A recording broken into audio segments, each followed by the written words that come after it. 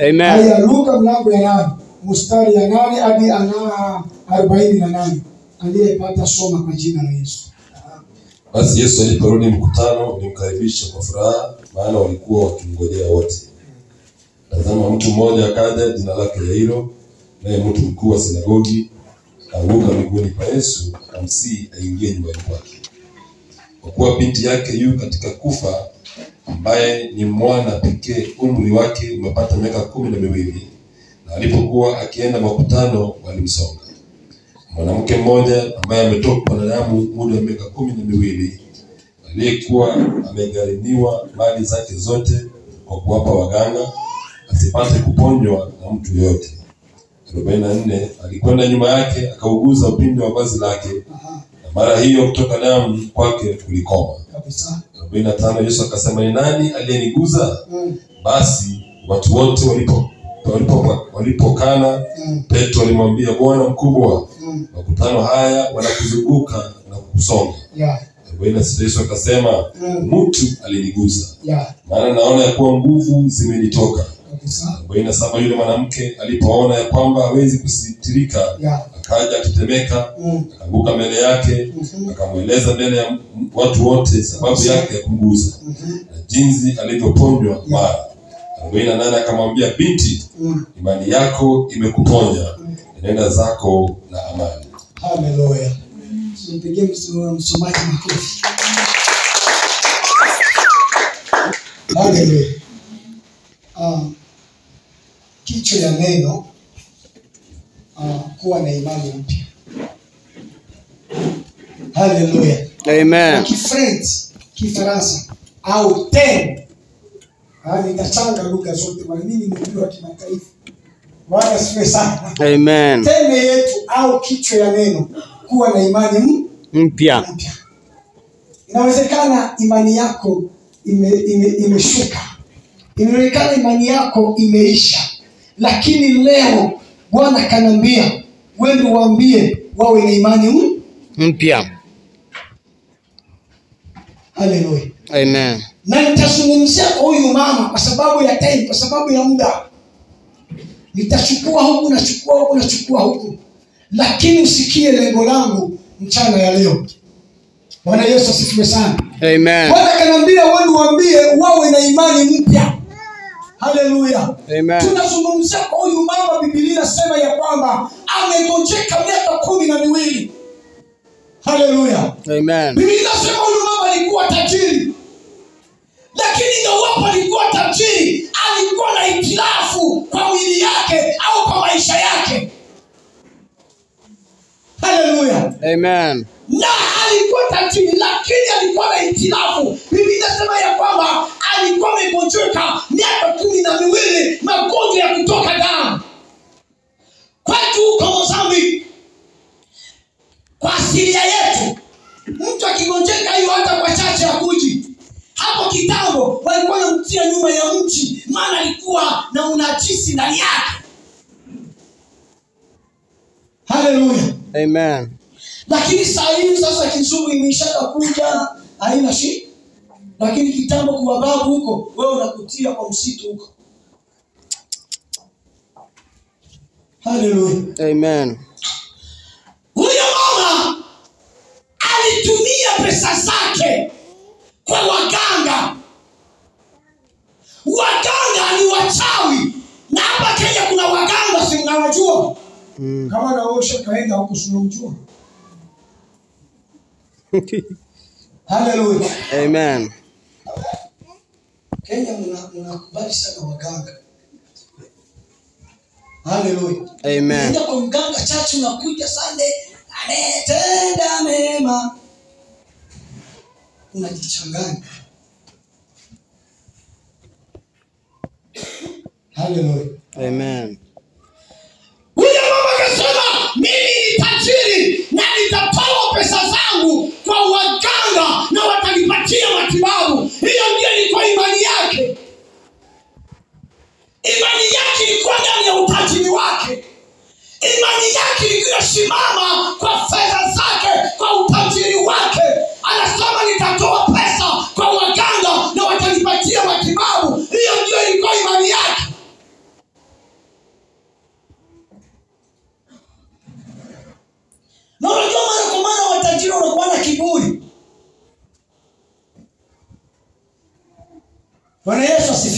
Amen. Na akaanza mwaka wa kwanza, akaenda akatoa pesa mwaka wa kwanza kupata mafanikio. Akarudi mwaka wa pili hakuweza kupata mafanikio. Akarudi mwaka wa tatu hakuna mafanikio. Mwaka wa nne hakuna mafanikio. Mwaka wa tano hivyo hivyo. Na katika mji au eneo au area ambapo alikuwa anaishi ndani, watu walikuwa wanamjua kwamba iko na unajisi. Lakini kwa sababu alikuwa na pesa na kiburi, anasema nitaenda kwa waganga. Tajiri hata anataka kufa na kwa watu anajishimama yeko tu juu ni tajiri. Na utakufa na utaacha utajiri. Kama unahitaji msaada, itisha tu msaada. Bwana Yesu asifiwe. Amen. Akajaribu mwaka wa tano, mwaka wa sita, mwaka wa saba, wa nane. Biblia inasema ya kwamba alitoa pesa yake, aligaramika mpaka mahali pesa yote ikaisha. Pesa ilishaisha, imani yake ikafanya nini? Ikaisha. Mara kile ambayo tarajia kwamba imani yake inasimama, pesa inaishi. Akabaki mwaka moja. Ile miaka 12. Akasema huyu mwaka mimi ninarudi kwa nyumba. Haleluya. Kuna miaka imepita mbele zako, na hiyo miaka alikuwa rais mbele zako. Haleluya. Amen. Tunataka kuingia Desemba, mwaka. Nataka leo umba imani mpya. Huyu mwaka tunaenda kuingia ndani, uwe mwaka wa baraka kwa maisha yako. Amen. Ingawapo mbele yako palipita miaka mingi, ilikuwa miaka majaribu. Ingawapo miaka imepita, ilikuwa miaka ya kung'ang'ana, ilikuwa miaka ya shida, ilikuwa miaka ya kuomboleza. Lakini leo Mungu akanambia, ambia watu wangu wasimame kwa imani mpya. Bwana anakuja kutenda. Yote yanawezekana kwa imani. Amen. Biblia inasema ya kwamba tukiwa na imani kama punje ya sinapi, tutaambia mlima ondoka na itaondoka. Shida ya leo watu hawana imani. Leo kama uko katika shida, ni kwa sababu hujaumba imani mpya. Leo nataka akili yako, leo nataka moyo wako ijue ya kwamba ukiumba imani Bwana atatenda. Acha akili yako. Usikutumia akili yako kwa mambo ya kiroho na mambo ya Mungu. Biblia inasema Mungu ni roho, na wanamwabudu katika roho na ukweli.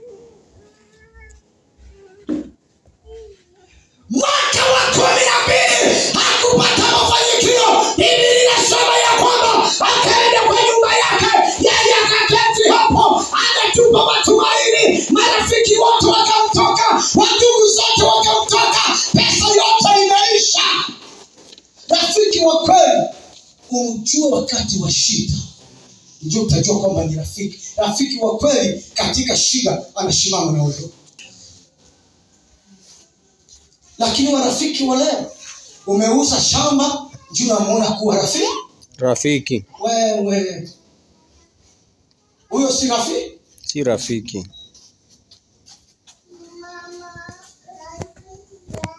Sasa hii kanisa mimi najua tangia kitambo, hata mngali hapo.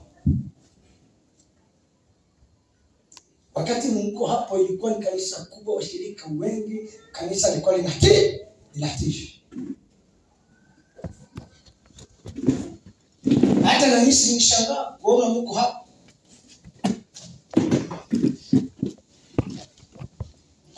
Unajifikiri njoo mlikuwa washirika wote hapa. Wengine walifanya isiwa toroka. Wengine siitike mchungaji sio alitoroka. Wewe wakiwa unitazama tu.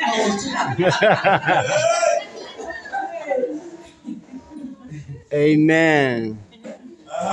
Walitoroka. Haleluya.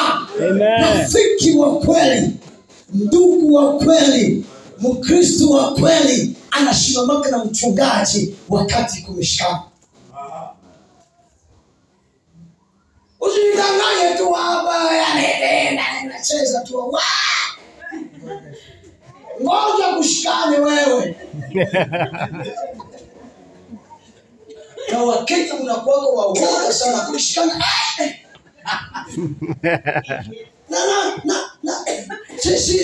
Si mama shetani ndio alinipeleka pale. Ai. Lakini wa kweli unashimama. Sasa kama ni mbaya nashimama na mchungaji. Amen. Huyo ndio mshirika wa kweli.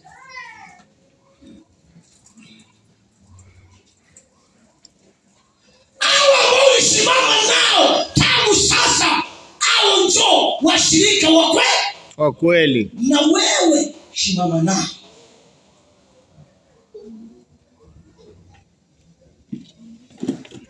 Bwana Yesu asifiwe. Amen. Huyo mama kaketi hapo, alipoketi ndani ya nyumba yake, ameisha tupa matumaini, ameshupa imani, wandugu wamemtoka, marafiki wakamtoka, watu wote wakaenda, akabaki peke yake. Haleluya. Siku moja nilienda tembea Kongo miaka iliyopita. Wakongo walikuwa na noti moja hata milioni moja. Hii noti moja unaenda kwa soko, sasa kuna gunia la pesa. Nishangaa Wakongo siku ilikuwa wakati wa president anaitwa Mobutu. Hiyo ilikuwa wanaume bwana. Alikuwa anatoa kwa mali kwa mstari. Sasa siku hiyo nakumbuka nimefika kwa boda ya Kongo. Niko na passport ya Mozambique. Wako wananiambia, kwani wewe unaenda wapi? Mimi nasema ninaenda Kongo. Unafanya nini? Naambia mimi ni mhubiri wa kana. Sasa wakaona hakuna makosa, utanishika document zote na ile niko nazo. Bwana siwe sana. Amen. Sasa tukaangaliana, wakaniambia sasa usilete document ya ubatizo. Ai. Nani? Ai. Nikasema sasa hapa kwa boda na certificate ya ubatizo inaendana nayo, aseleka tu. Sio mtumishi wangu tujue kama umebatizwa. Wewe unajua umebatizwa, wewe ni askofu. Wewe. Bwana Yesu asifiwe. Amen. Hallelujah. Hai. Sasa naambia ni mtumishi wa Mungu, tafadhali. Sikupi rushwa. Wewe mtumishi wa Mungu atoa rushwa. Naenda kuokoa mioyo ya watu. Na gisi kuna nikawiza hapa wewe utapata hasara. Bwana Yesu asifiwe sana. Amen. Sasa siku nyingine ukikuja lazima ulete document ya ubatizo wewe. Ai wewe. Bwana Yesu asifiwe. Amen.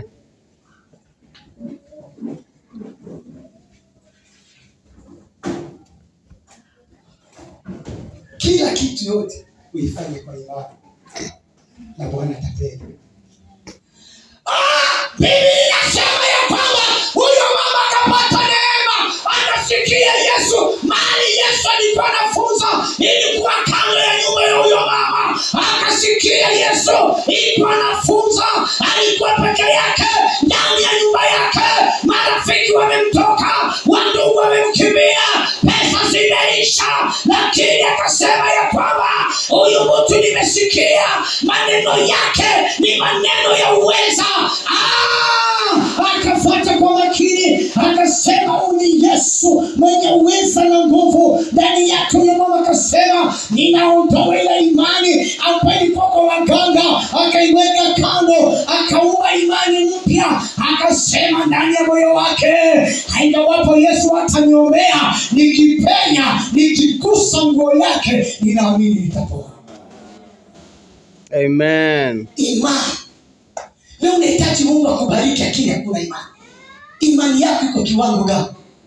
Imani yako iko level gani? hautapata muujiza wakati hujakuwa mwenye imani. Ni pale Wakristo wanashindwa, wanaenda kwa nyumba za waganga. Na kama uliwahi kwenda kwa waganga, leo kuji kuombea, hiyo roho ya waganga walikutenda yako itoke. Sikuja hapo na ikawa unajistiri vizuri kama mshirika, lakini milango ya waganga, geti za waganga unazijua huko.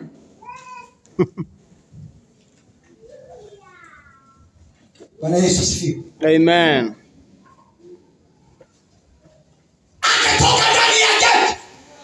Alipofika kwa geti, akaona umati wa watu. Watu ni wengi ambapo wako katika mkutano. Akasema ya kwamba hapa ni siku yangu ya muujiza. Kila mtu anapokaa siku yake ya muujiza. Haleluya. Katika mkutano huyo, watu ambao walikuwa wanaishi katika area walikuwa katika mkutano hiyo. Walipomwona wakaanza kumsengenya, lakini ndani ya moyo wake akasema, "Mnisengenya, msiponisengenya, leo nitapenya na nitapokea muujiza." Oh yes.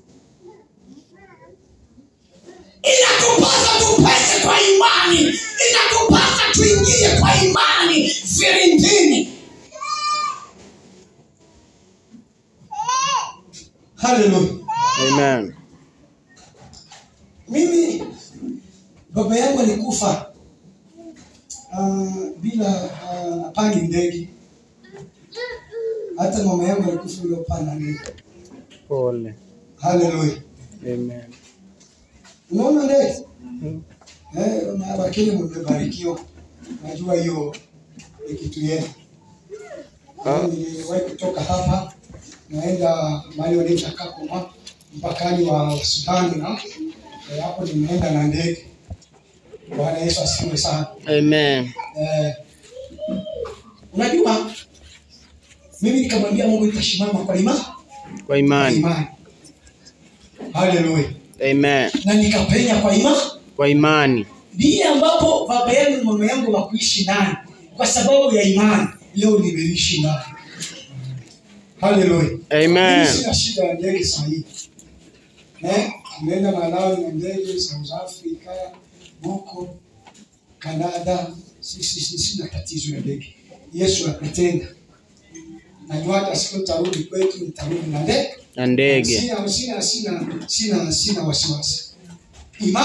Imani. Hallelujah. Amen. Huyo mama akapenya katika mkutano. Alipopenya katika mkutano, Biblia inasema ya kwamba alinyoosha mkono wake wa kuume. Aliponyosha mkono wake wa kuume, Biblia inasema ya kwamba, sikia, alikuwa katika umati wa watu Yesu, na wanafunzi wa Yesu walikuwa wa bodyguard wa Yesu. Basi kwa mtu atamgusa yeye. Na huyo mama kusema pokea muujiza, ni lazima mgusa Yesu. Unasikia mtihani? Katika mtihani ndio Mungu anajitokeza. Leo unaweza katika mtihani, lakini simama kwa imani.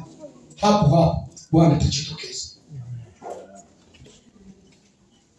Hallelujah. Amen. Biblia inasema huyo mama akapenya. Alipopenya akanyosha mkono wake wa kuume. Aliponyosha, Biblia inasema ya kwamba akagusa pindo ya nguo ya Yesu. Alipogusa mara moja, magonjwa ya damu yote yakakoma. Hallelujah. Amen. Yote yakakoma, takataka zote zikaisha, takataka zote zikaondoka. Hallelujah. Amen. Unajua unaweza tembea unaishi kuna takataka, mapepo na wachawi wamekutia.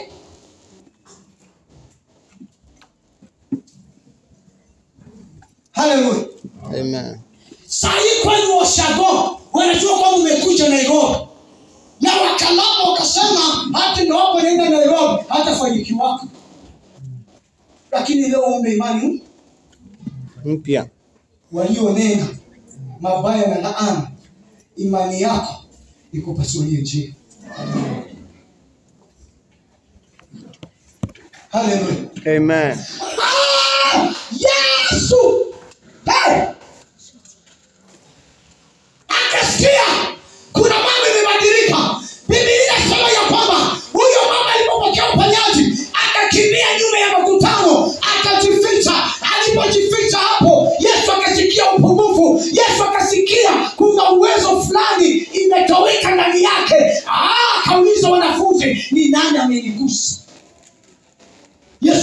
kuhakikisha kuna mtu amefanya nini? Amenigusa. Na amenigusa Kimuujiza. Usikuna kuja kanisani au unakuja kwa chache mazoea tu, lakini unakuja uko na lengo ya kumwona Mungu. Amen. Usikuna kuja tu hapa unacheza lakini kwa maisha yako hauna lengo. Hapana, hautapokea muujiza. Hallelujah. Amen. Yesu akauliza, wanafunzi wakamwambia, katika umati wa watu wote tutajua ni nani amekugusa? Lakini Yesu akahakikisha. Biblia inasema kwamba kwa sababu huyo mama alikuwa anatambulikana, akajitokeza. Haleluya. Alipojitokeza akafika mbele ya Yesu, akamwambia, mwalimu, ninasikia una swali kwamba kuna mtu amekugusa. Akamwambia, nimejitokeza mwalimu, ni mimi nimekugusa. Haleluya. Yesu akamwambia, mama, wende zako, imani yako imekuponya. Leo nataka imani yako ikuponye. Haleluya. Leo nataka imani yako ikupasulie njia. Leo nataka imani yako mbele ya maadui zako, imani kupasulie njia. Haleluya. Yesu akamwambia, wende zako, imani yako imefanya nini? Imekuponya. Na wewe leo imani yako ifanye nini? Uniponye. Imani yako leo ikusaidie. Imani yako leo ikupasulie njia. Imani yako ikupatie job. Imani yako ikuinue. Hallelujah. Amen. Inawezekana uko katika vita kwa maisha yako. Inawezekana unashika jambo hili ikamatiki. Inawezekana unafanya biashara iendeke. Inawezekana hata ukipatia mtu deni kukulipa ni shida. Leo imani yako ikuokoa. Hakuna njia ya muujiza isipokuwa imani. Hallelujah. Amen. Imani, watu wa Mungu, wa Kristo wa pefu umoja. Mungu anasema shimameni kwa imani. Kuna changamoto mmepita ndani, lakini hiyo si shida. Tushimame kwa imani, Bwana atatenda. Amen. Hallelujah. Amen. Imani yako ikuokoe. Toa imani ndani ya watu. Toa macho yako kwa watu. Tumainia Mungu na imani yako ikupendee. Unapoomba imani, Mungu atatumia watu na watakushughulikia. Hallelujah. Amen. Tumikia Mungu kwa imani, kesho Mungu atatendea. Hapana kuvunjika moyo. Simama kwa imani, Bwana atatenda. Hallelujah. Amen. Imani yako ikupone. Hallelujah. Amen. Siku moja tuko Mozambique, lakini tuko Ushago, hatujakuja town hapo Mozambique. Bwana siwe sana. Amen. Na tusidanganyane. Ukishafika town sasa unajirembesha tu, unakuwa sasa mtu wa town, lakini kuko mahali ulitoka Ushago. Bwana Yesu asifiwe. Amen. Sasa Mungu akatusaidia tukatoka Ushago tukaingia town hapo Mozambique. Bwana Yesu asifiwe sana. Amen. Sasa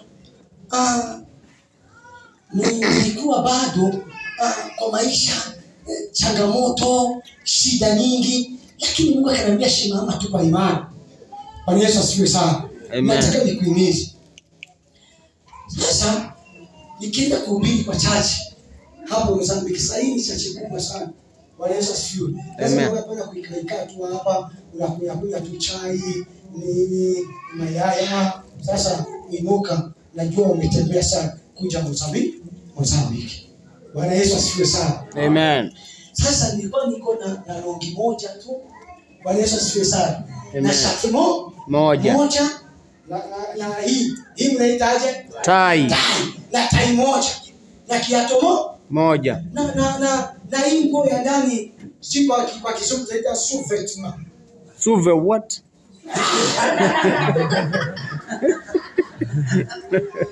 Bwana Yesu asifiwe sana. Amen. Sasa hiyo nguo ya ndani, kwa sababu nilienda kununua kwa duka ni tofauti na hizi kwa soko. Bwana Yesu asifiwe. Amen. Niko nakwambia unaweza kuwa katika changamoto lakini imani yako ikuokoe. Sasa wakati wote nikienda kuhubiri ile longi moja na shati moja na kiatu moja na ile nguo ya ndani moja. Sasa ikifika Saturday mimi nasafisha. Natia hapo, asubuhi nachukua pasi, napiga pasi. Sasa kwa sasa naenda kila siku. Hawa shirika wakiwa naingia tu sasa wanaanza masengenyo. Mchungaji longi moja tu kila kitu moja. Lakini hata na mimi najishuku ndani yangu. Anasema sasa Mungu tafadhali. Kuna wakati mtu anajishuku mwenyewe. Bwana Yesu asifiwe. Sasa hiyo nguo ya ndani kwa sababu ya kuisafisha sana, kuifua sana, sasa mguu ilikwisha kuwa inakuwa pana yapata hapa, mguu mmoja yapata hapa, mguu mwingine hapa kwa sababu ya kuifua. Sasa kwa kuivaa inaikunja hivi, nishikisha na msipi. Nasema katika changamoto hujaona. Bwana Yesu asifiwe. Amen. Sasa nikifika kwa church nilikuwa makini sana. Nilikuwa nahubiri nashika hapa ile nguo ya ndani sifanye nini? Sisitoke. Wewe. Sasa imagine watu watafikiri kwa nini mchungaji anahubiri? Yeye anashika hapa ni nini? Bwana asiwe sana. Anafikiri.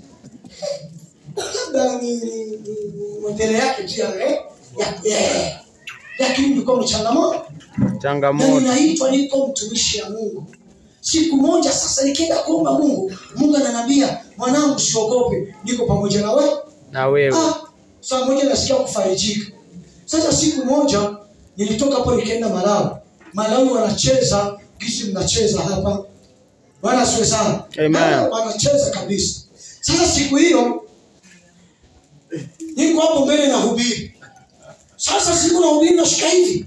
Hata wacheze nilikuwa nacheza kwa shaka hapa. Bwana Yesu asifiwe. Amen. Sasa hiyo siku sasa roho akashuka kabisa. Cheza abudu. Nikasaulika na mimi nikaingia kwa roho. Cheza. Nikasaulika nikaachilia hapa. Sasa unacheza, niwasaulika nikaachilia. Ai! Kumbe ile kitu imefunguka. Bwana Yesu asifiwe. Sasa nasikia kitu unacheza, nasikia hiyo kitu, nasikia kitu imeshuka.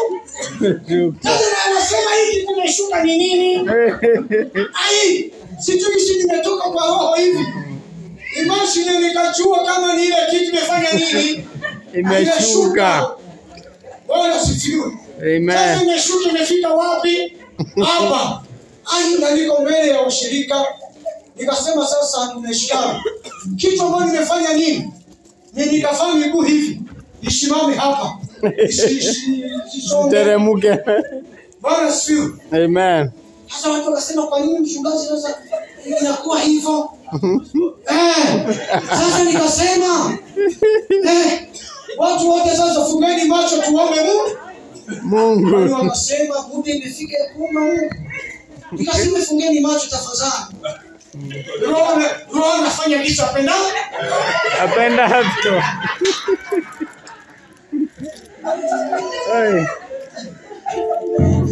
Haleluya. Nikasema mapenzi ya Mungu ndio mema bwana. Fungeni macho. Haleluya. Amen. Nikaona watu wote wanafunga macho. Lakini kachua kuna watu wanafanya miwani. Watu wanafanya miwani anaweza kuambia anafunga macho. Kumbe kwa miwani.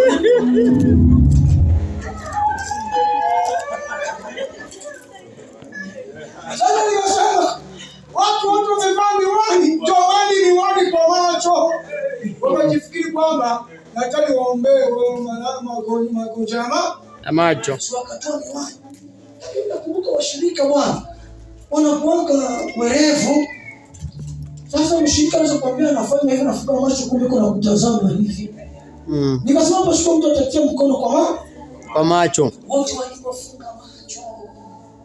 Nikaona watu hata mwenye anajaribu kufanya hivi. Nasema funga macho. Haleluya. Nafanya mkono hivi. Nikaingiza huko. Nasema funga macho. Ingiza. Funga macho. Niko chukua ile kitu huko. Bwana asifiwe. Funga macho ninapandisha. Funga macho na nilipofikisha hapa nikakunja tena nikashikisha na nini? Na mshipi. Kasimama vizuri. Nikaambia fungueni macho. Nikauliza swali, nani ameona kitu Mungu amefanya? Kwa sababu nijue kama kuna mtu amekuona. Wakasema hakika mchungaji, sisi tumefunga macho. Hatukuona kitu Mungu amefanya. Lakini nikamwambia mimi niliona kitu Mungu amefanya. Na sitaongea, sitasema. Hiyo ningesema. Singesema. Bwana Yesu asifiwe sana. Amen. Lakini kuna wakati nilikuwa nafika kwa chumba ninalia. Nasema hakika Mungu ni wewe umeniita au si wewe? Kwa sababu ya shida. Lakini Mungu ananiambia ni mimi nimekuita. Siku moja nitatenda. Haleluya. Amen. Na siku moja Bwana amefanya nini? Ametenda. Haleluya. Amen. Na hiyo kitu hiyo longe, na hiyo kitu ya ndani, na hiyo shati, na hiyo tai sikuwahi kutupa. Hiyo iko kwa Mozambique, nimeweka hapo kwa chumba. Kila mtu akikuja Mozambique anakuja kuona mali Mungu amefanya nini? Amekutoa. Haleluya. Amen. Kuja kote Mozambique tuna matuko matajiri. Gari ziko hapo. Haleluya. Saa hii na sensi suti. Sina shida. Sina yoyote. Sina. Haleluya. Hata siku ya kurudi Mozambique sitasumbua mtu hata moja. Pesa itakuja nitapanda ndege. Maana Bwana afanya nini? Anatenda. Haleluya. Leo imani yako ikuponye. Leo imani yako ikubadilishie majira. Leo imani yako ikuinue. Haleluya. Kwa hizo shida na changamoto ulipo, Mungu ananiambia nikwambie, uliwahi kuvunjika moyo na ukatupa matumaini, lakini Mungu ananiambia bado iko anakuja kutenda. Amen. Haleluya. Amen. Bado Mungu iko anakuja kutenda na atatenda. Haleluya. Amen. Kuvunjika moyo. Kwa nini kutupa matumaini? Mungu ananiambia simameni kwa imani. Bwana atatenda. Bwana niliona anatenda. Haleluya. Amen. Niliona Bwana anatenda. Na atatenda. Acha nikwambie. Niliombea mtu. Huyo mtu sasa Mungu akampatia mafanikio. Na akaniambia sasa hii Disemba ikiisha mwezi wa kwanza ninakubali ukikuwa ungali Kenya nitakununulia jipe gari nzuri, hautakuenda na miguu hapa Kenya. Kwani huyo mtu Mungu anamhitaji. Sasa hata nikienda Mozambique kama utakuwa uko na gari moja nitakuongeza hiyo iwe gari mbili na mimi nirudi kwetu. Amen. Bwana Yesu asifiwe. Amen. Bado Mungu yuko anatenda. Simama kwa imani. Simama kwa imani.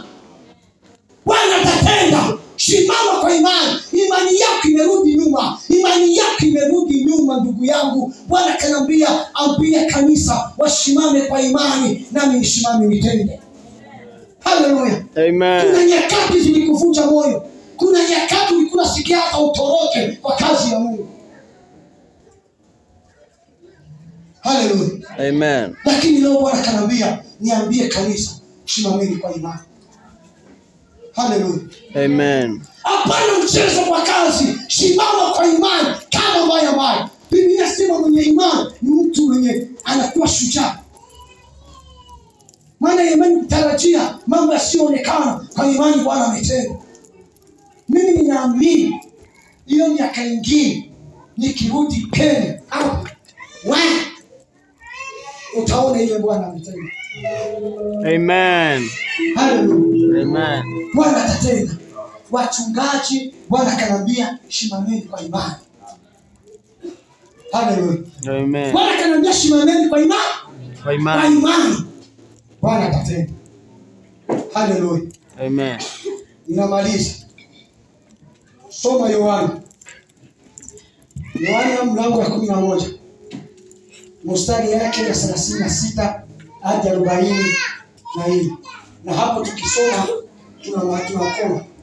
Bwana Yesu asifiwe sana. Amen. Yohana 11 mstari 36 hadi 44. Biblia inasema basi Wayahudi wakasema, angalieni jinsi alivyompenda. Bali wengine wao wakasema, je, huyu aliyemfungua macho yule kipofu hakuweza kumfanya na huyu asife? Yesu amfufua Lazaro. Yes. Basi Yesu hali akiugua tena nafsini mwake, akafika kwenye kaburi, nalo lilikuwa ni pango, na jiwe limewekwa juu yake. Kabisa. Yesu akasema, ondoeni jiwe. Ondoeni jiwe. Martha dada yake yule aliyefariki akamwambia, Yes. Bwana ananuka sasa, Kabisa. maana amekuwa maiti siku 4. Yesu akamwambia, mimi sikukwambia ya kwamba ukiamini utaona utukufu wa Mungu? Ukiamini utaona utukufu wa Mungu. Basi wakaliondoa lile jiwe. Wakaondoa ile jiwe. Yesu akainua macho yake juu. Yesu akainua macho yake juu. Akasema, Baba, nakushukuru kwa kuwa umenisikia. Nakushukuru kwa kuwa umenisikia. Nami nalijua ya kuwa wewe wanisikia siku zote. Lakini kwa ajili ya makutano huu Kabisa. unaohudhuria nalisema haya, ili wapate kusadiki na kwamba ndiwe uliyenituma. Kabisa. Naye akisha kusema hayo, akalia kwa sauti kuu, Kabisa. Lazaro, njoo huku. Yes. Hallelujah. Bwana asifiwe. Amen. Hizi ni habari za Lazaro. Hallelujah. Amen. Lazaro alikuwa mpendwa wa Yesu. Lakini ilifika siku moja Lazaro anafariki. Hallelujah. Amen. Alipofariki, kabla hajafariki, sister yake Lazaro walimuita Yesu. Wakamwambia Yesu kuja, lakini Yesu kukuja hiyo wakati. Hallelujah. Amen. Yesu alikuwa anajua hata Lazaro akikufa, wakati wote Yesu akifika, lazima jambo litendeke. Oh yes. Hallelujah. Amen. Wewe unaweza kuomba leo kwa sababu ya tamaa yako, unataka Mungu akujibu hiyo hiyo sana. Lakini Mungu anajibu kisapendavyo. Hallelujah. Amen. Ikafika kiwango Lazaro amekufa au amefariki, wakamzika siku 4, na mtu ambapo amewekwa kwa makaburi siku 4 anaanza kuruka. Hallelujah. Amen. Yesu akajitokeza. Watu walikuwa na marunguniko ndani ya mioyo yao.